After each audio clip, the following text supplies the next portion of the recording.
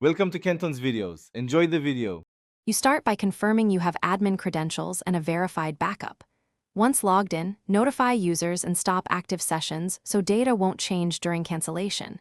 Make a full backup, files, database dump, configuration, and verify checksums. This protects you in case you need to restore. While you wait for the backup verification, locate billing records and note the next billing date.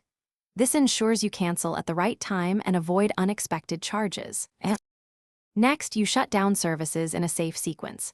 Stop game servers, then ancillary services like web front ends and matchmaking. Make sure you wait for graceful shutdown messages. Abrupt kills risk corruption.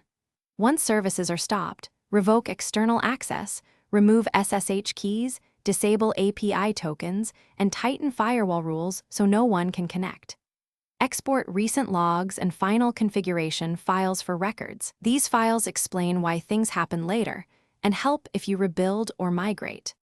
Finally, you cancel the hosting plan or delete the virtual machine through the provider console, record the cancellation ID and effective date, and confirm billing is stopped.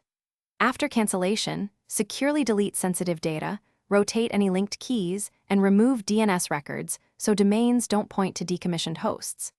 If something goes wrong, such as unexpected access or failed deletion, check exported logs and restore the backup to a sandbox. Then contact provider support with your cancellation ID for escalation. Thanks for watching. Consider subscribing if we helped you.